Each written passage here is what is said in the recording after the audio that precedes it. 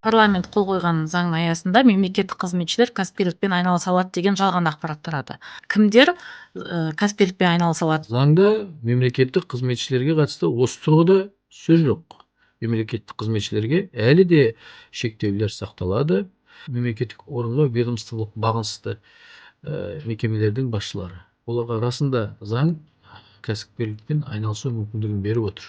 Сол мекеме кәсіпорынның басшылары әлі де осы заңға сәйкес декларация тапсыруға жыл сайынғы мысалы міндетті. Оның іс-әрекеті ой қабылдаған шешімі клиентке бағдарланған болу керек. Қазіргі уақытта агенттіктің жасақтаған заң жобасы толықтай көптеген мемлекеттік органнан келісімдерді өтіп жатыр.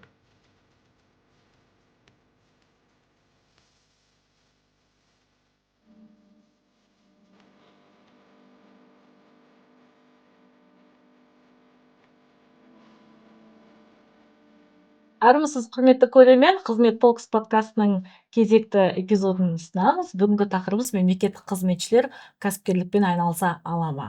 Студиямыздың бүгінгі қонағы Қазақстан Республикасы Мемлекеттік қызмет істері агенттігі төрағасының орынбасары Салауат Сыйлыбайұлы Мүксімов. Студиямызға қош келдіңіз. Бүгін жалпы мемлекеттік қызметшілер кәсіпкерлікпен айналыса ала ма деген тақырыпта, жалпы мемлекеттік қызметте сыбайлас жемқорлыққа қарсы қандай жұмыстар атқарылып жатыр, сол туралы сөйлессек, өзіңіз осы тақырыпты толығырақ тарқатып айтып берсеңіз. Жалпы мемлекеттік қызмет істері агенттігі сыбайлас жемқорлыққа қарсы іс-қимыл бойынша қандай жұмыстар атқарып жатыр, қандай өзгерістер немесе жаңашылдықтар бар? Жақсы, рахмет, Айжан. Енді өздеріңіз білетіндей, осы жылдың жаз айларында президент жарлығымен бұрын соңды қызмет атқарған жемқорлыққа қарсы агенттік тарап, оның функциялары ұлттық қауіпсіздік комитетіне, бір бөлігі біздің мемлекеттік қызмет істері агенттігіне берілді. Біздің негізгі функцияларымыз бұл жемқорлыққа қарсы саясатты іске асыру. Ол дегеніміз жалпы осы саладағы негізгі басымдықтарды президент әкімшілігімен президент тапсырмасынан туындайтын тапсырмалар аясында белгілеу, одан бөлек осы саладағы заңнаманың одан әлі жетілдіруіне атсалысып соны іске асыру. Ең бастысы бұл превенция шараларын қабылдау. Ол дегеніміз сол заңнамада әкімшілік рәсімдерде орын алған жемқорлық тәуекелдерін анықтап, бұларды мейлінше жою, жалпы қоғамда жемқорлыққа қарсы мәдениетті қалыптастыру. Сол себепті бұл енді өте жауапты міндет, соны білеміз. Сол себепті қазіргі уақытта өздеріңіз білесіз, 2012 жылы президент жарлығымен бекітілген жемқорлыққа қарсы тұжырымдама іске асуда. Келесі жылы оның іске асу уақыты өз мәресіне жетеді. Сол әр мемлекеттік органдарға бекітілген негізгі жемқорлыққа қарсы шараларды ұйымдастырып, үйлестіру бұл агенттіктің бірден бір міндеті. Одан бөлек жалпы еліміздің халықаралық стандарттарға еліміздегі жемқорлыққа қарсы заңнаманы бейімдеу міндеті тағы ол да тұр. Оны біз әрине ұлттық мүддені ішкі жағдайды ескере отырып іске асырамыз. Бұл экономика қауымдастық Еуропа ұйымдары, енді қысқа айтқанда ОСР, және осы жуырда ғана қосылған грек ұйымы бар. Оның да бірқатар ұсыныстары бар. Соларды іске асырып, олардың ұсыныстарын заңнамаға отырғызып үйлестіру, ол да агенттіктің бірден бір міндеті. Одан бөлек қазіргі уақытта жемқорлыққа қарсы саясат аясында парламент қабырғасында 5 заң бізге осы функция өткенімен, 5 заңда оның ары қарай үйлестіріп жүргізу міндеті бізге көшті. Оның бірі өткен аптада осы бейсенбі күні қабылданған сенатпен заң жобасы. Негізгі мақсат сол қолданыстағы жемқорлыққа қарсы шектеулерді конституциялық талаптарға сәйкес азаматтардың құқықтарына бейімдеп үйлестіру. Осы парламент қол қойған заңның аясында мемлекеттік қызметшілер кәсіпкерлікпен айналыса алады деген жалған ақпарат тарады. Кімдер кәсіпкерлікпен айналыса алады? Мемлекеттік қызметшілер айналыса ала ма? Иә. Бұл ең алдымен оған себеп болып отырған қате түсіну. Себебі жемқорлыққа қарсы заңнама аясында біз бірнеше тұлғаның банағы жіктеген санатта бөлінгенін көріп отырмыз. Ол біріншісі енді негізгі мемлекеттік қызметшілер, енді сол заңнаманың тілімен айтқанда жауапты мемлекеттік функцияны атқаруға құқылы тұлғалар. Және тағы бір қатарда сол мемлекеттік функцияларды атқаруға теңестірілген тұлғалар категориясы бар. Ол мысал үшін көпшілігі ол негізінен мекеме және кәсіпорынның басшылары. Былайша айтқанда мемлекеттік органға ведомстволық бағынысты мекемелердің басшылары. Ол кімдер? Ол дәстүрлі мектептер немесе қалай айтсам екен, емханалар мысалы, сол мекемелердің басшылары жатады. Бірақ осы жерде бір ескертетін жағдай, оларға расында заң кәсіпкерлікпен айналысу мүмкіндігін беріп отыр. Үш жағдайда осыған мүмкіндік ашылады.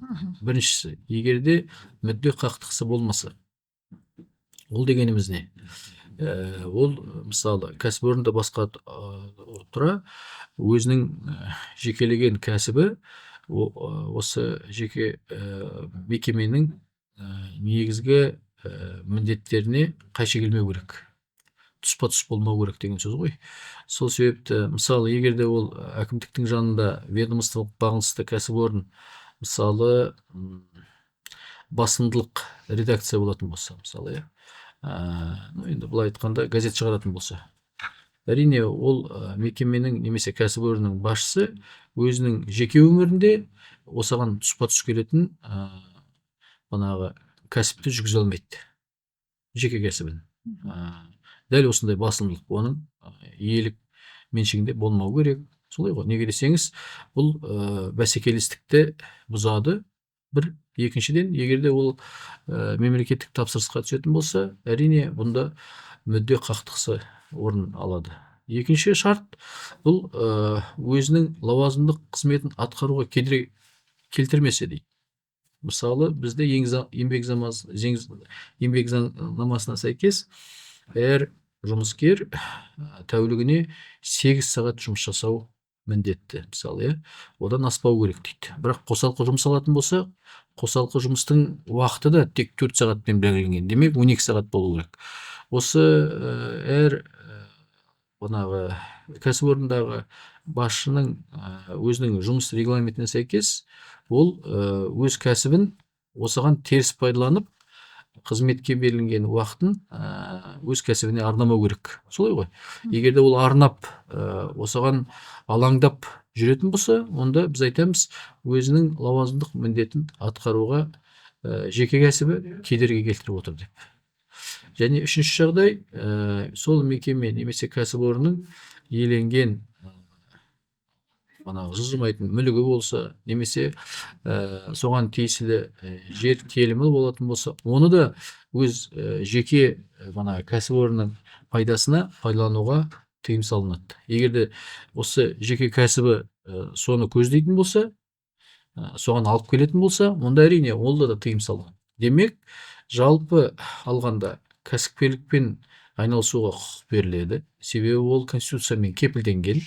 Бірақ ол лауазымды тұлға болғандықтан осы шарттарды қатаң сақтау өте қажет.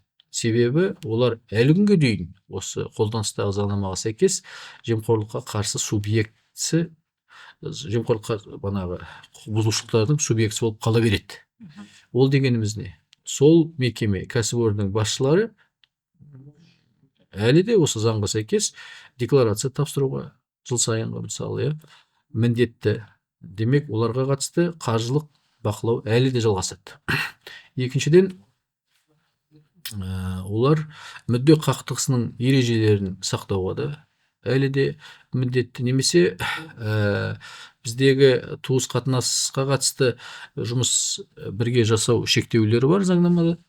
Олар да осы мекеме немесе кәсіпорын басшыларына тиесілі. Себеп демек, олар әлі де заңнамада көзделген жемқорлыққа қатысты жауапкершілікке тәуелді, және егер де соған жол беретін болса, осы жауапкершілік бойынша жазаға тартылады. Яғни мемлекеттік қызметшілерге кәсіпкерлікпен айналысуға әлі де тыйым салынған, рұқсат жоқ. Заңда мемлекеттік қызметшілерге қатысты осы тұрғыда сөз жоқ. Мемлекеттік қызметшілерге әлі де шектеулер сақталады.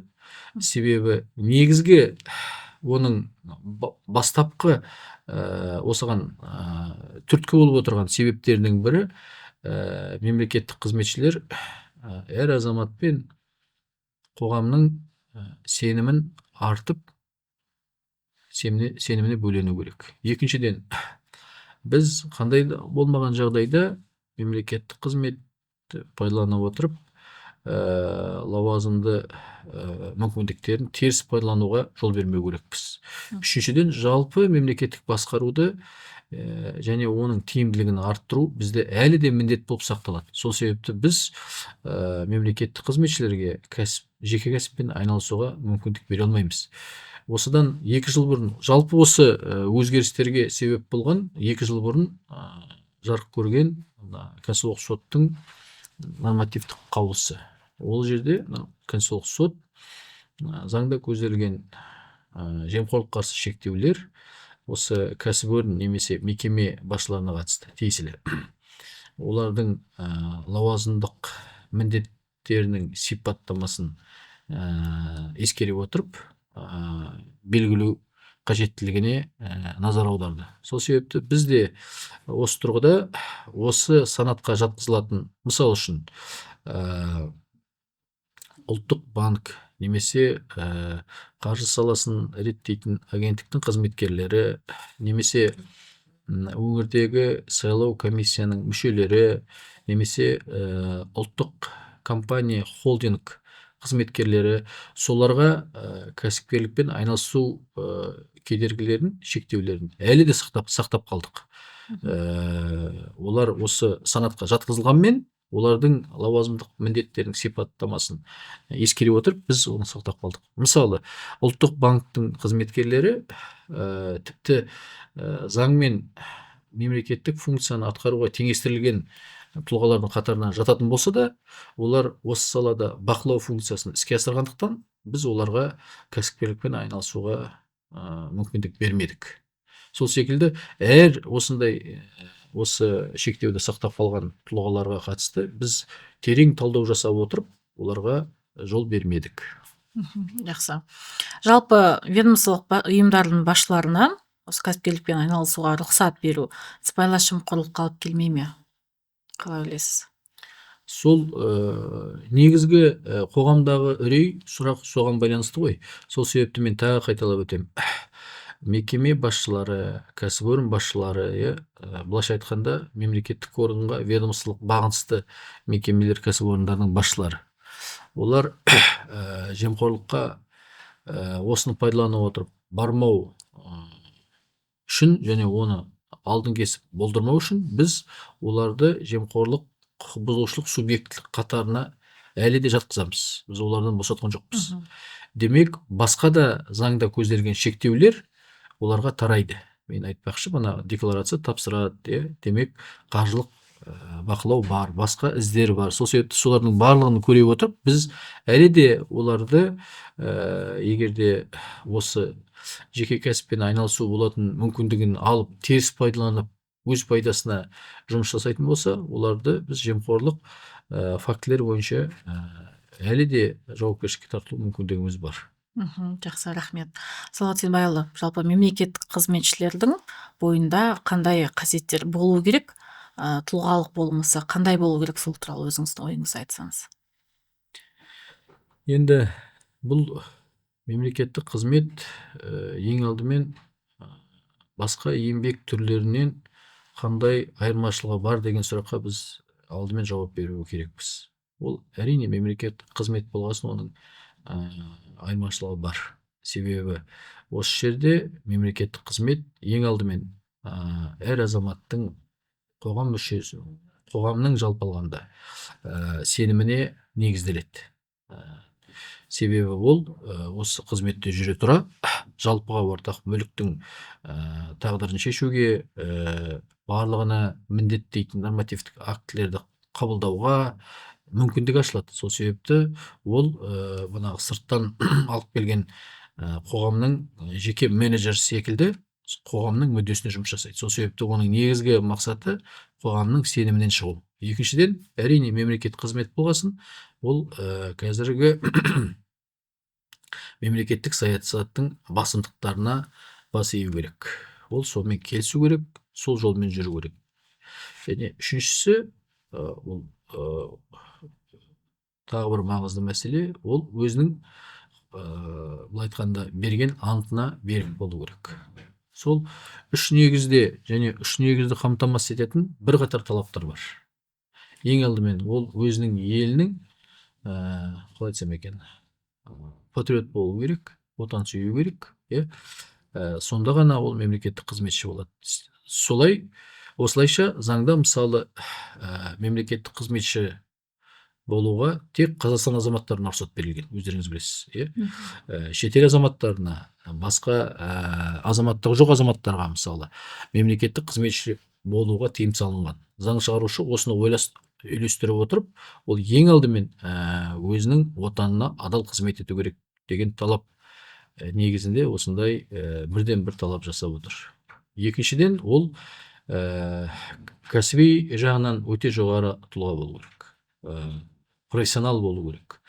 Демек, оның атқарып отырған қызметі оның білім деңгейіне, еңбек өтіліне және басқа да өзінің жеке жетістіктеріне сәйкес болу керек. Демек, ол бір салада білім алып, басқа салада қызмет атқару деген болмайды. Сол себепті осы талап оның кәсіби деңгейін ашады. Және уақыт өте келе, бізде қазір заңнамада мысалы 3 жыл сайын ба, ол өз білімін шыңдап, осы тиісті мекемелерде оқып өтіп тұру керек. Сол секілді енді соңғы өзгерістерге байланысты, ол осыған қоса оның іс-әрекеті, қабылдаған шешімі клиентке бағдарланған болу керек. Демек, ең алдымен азаматтардың, қоғамның мүддесін ол алға қою керек. Сол себепті қазіргі уақытта агенттіктің жасақтаған заң жобасы толықтай көптеген мемлекеттік органнан келісімдерді өтіп жатыр. Соның бірден бір ерекшелігі осы талапты заңды тұрғыда орнату. Сол секілді тағы басқа оның былай айтқанда айтамыз ғой енді, мінсіз бедел деп, безупречная репутациясы. Оның репутациясы таза болу керек. Бұрын соңды заңбұзушылыққа бармау керек. Барған болатын болса, оның ауырлығына байланысты уақыттық шектеулер бар мысалы. Ол заңбұзушылыққа бара отыра, ертеңгі күні мемлекеттік қызметке келуге мүмкіндігі жоқ. Сол себепті заң шығарушы осыны оның уақытын есептеп отырып, репутационный охлаждение дейміз ғой, соны есептеп отырып, оған әр жағдайға байланысты өзінің уақыт мерзімін кесіп берді деп айтуға болады. Жақсы, рахмет. Салауат Сибайұлы, жалпы өзіңіз жұмыс барысында қандай қағидаларды, принциптерді ұстанасыз? Қысқаша айтып өтсеңіз. Ол сол мен айтқан принциптерге тұспа-тұс келеді. Ең алдымен бұл азаматтармен қарым-қатынаста толықтай шынайы, олардың негізгі қажеттілігіне сәйкес шешім қабылдап білу. Немесе дәл солай, егерде мемлекеттік қызметші осы жағдайда қатеге жол беріп жатса, оның жауапкершілігін қарау барысында осы принципті қолдану. Жақсы, рахмет.